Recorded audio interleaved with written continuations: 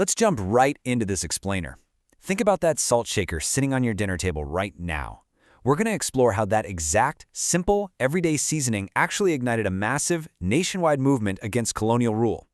This is the story of the Salt March and the explosive rise of civil disobedience, a literal game changer that completely redefined how people fight for freedom.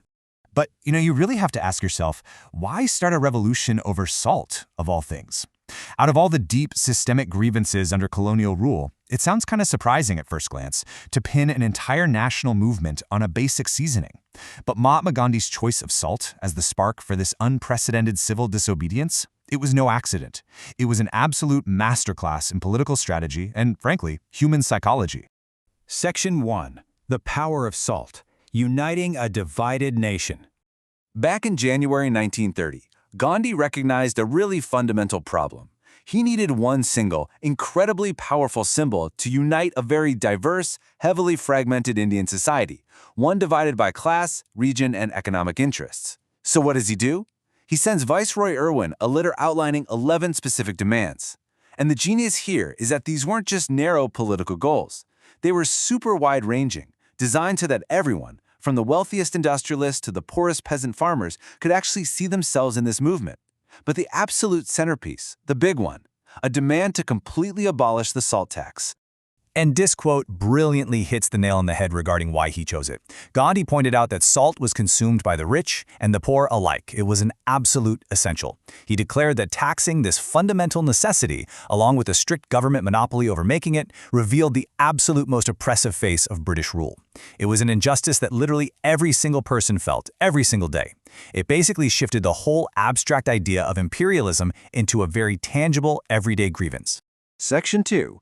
The historic 240-mile march, from ultimatum to action. Things escalated incredibly fast. Gandhi's letter wasn't just some polite request, it was a hardline ultimatum. Fulfill these demands by March 11th or get ready for full-scale civil disobedience. Viceroy Irwin, though, was totally unwilling to negotiate, and that refusal triggered a strictly linear chain of events. The January 31st ultimatum was ignored, the March 11th deadline came and went without a single concession, and it forced Gandhi's hand to take direct action, kicking off a historic journey that would reach the coast by April 6th. And the physical scale of that action, it's just staggering. 240 miles, accompanied by exactly 78 of his most trusted, highly dedicated volunteers, Gandhi began this agonizing 240-mile march, leaving his ashram in Sabarmati and heading step by agonizing step toward the Gujarati coastal town of Dandi. The physical endurance required here was monumental, not to mention the massive movement building happening along the way. They walked for 24 days, covering about 10 miles every single day. And this wasn't just a quiet, solitary walk. Thousands upon thousands of people gathered to hear Mahatma Gandhi speak at every single stop. He used these massive crowds to explain what he meant by Swaraj, complete self-rule, and passionately urge people to peacefully defy the authorities. The march itself basically became this giant rolling engine for mass mobilization. All of that grueling effort brings us to April 6th. Upon finally arriving in Dandi, Gandhi officially launched the movement with a deeply symbolic and, yes, highly illegal act. He ceremonially violated the law by simply boiling seawater to manufacture salt. With that one quiet, simple action on a beach, the civil disobedience movement was officially on. Section 3. Breaking the colonial laws. Escalating the resistance. Now, to really understand how this fundamentally changed the landscape of the freedom struggle, we have to look at the escalation. During the non-cooperation movement of 1921 to 22, people were just asked to refuse cooperation, boycotting schools, returning titles. But in 1930, this was a massive escalation. People were no longer just refusing to cooperate, they were now explicitly directed to actively and deliberately break colonial laws. The whole philosophy shifted from passive non-participation to direct, active confrontation. And this nationwide defiance absolutely exploded far beyond just making salt. Imagine the entire colonial system suddenly grinding to a halt. Thousands of people demonstrated right in front of government salt factories. As the movement spread like wildfire, foreign cloth was massively boycotted, and liquor shops were picketed. Peasants flat out refused to pay revenue and chakadari taxes. Village officials resigned their posts en masse. And in many places, forest people deliberately violated strict reserved forest laws, going to restricted areas to collect wood and graze their cattle. The defiance was total. It touched literally every single facet of colonial governance. Section 4. The brutal British backlash, arrests, and uprisings. Well, the colonial government was deeply worried by these developments, realizing they were fast losing control, and their response rapidly turned peaceful civil disobedience into violent conflict. They started arresting Congress leaders one by one.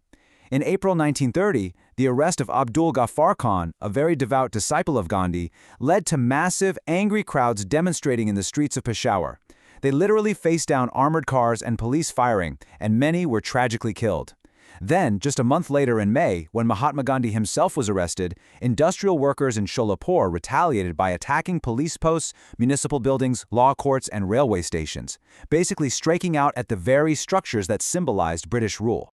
Faced with this massive uprising, a thoroughly frightened colonial government responded with absolutely brutal repression. Peaceful satyagrahis were viciously attacked, women and children were beaten, and an incredible number of people were thrown into custody. We're talking an estimated 100,000 people arrested. 100,000! It was just an astonishing, sweeping crackdown specifically designed to break the spirit of the movement. Section 5. Truce and London Conference. The Gandhi-Irwin Pact. Confronted with this staggering level of violence and mass arrests, Gandhi made the incredibly difficult decision to call off the movement. He entered into a truce, signing the Gandhi-Irwin Pact on March 5, 1931. Through this pact, the government agreed to release political prisoners, and in return, Gandhi agreed to travel to London to attend a roundtable conference, which, by the way, was huge because the Congress had totally boycotted the first one.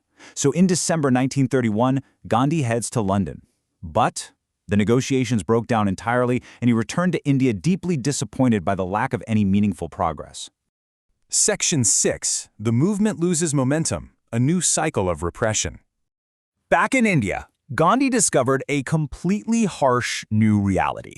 The government hadn't backed down at all. In fact, they had kicked off a fierce new cycle of repression. Key leaders like Ghaffar Khan and Jawaharlal Nehru were both sitting in jail. The Congress Party itself had been formally declared illegal, and a whole series of strict, sweeping measures were put in place to actively prevent meetings, demonstrations, and boycotts.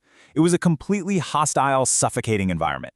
But despite all of this, with great apprehension, Mahatma Gandhi made the call to relaunch the civil disobedience movement. Entering this incredibly difficult final stretch in December 1931, Gandhi returned to severe repression. By 1932, the movement was officially relaunched. But it struggled immensely against the crushing weight of these new laws and the agonizing absence of its jailed leadership.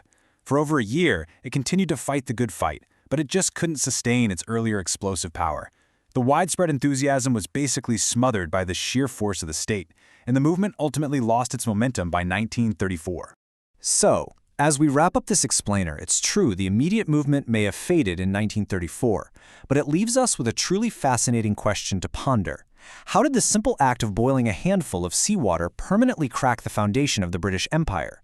Well, it showed the world that true power doesn't just lie in armies or institutions, but in the collective will of the people.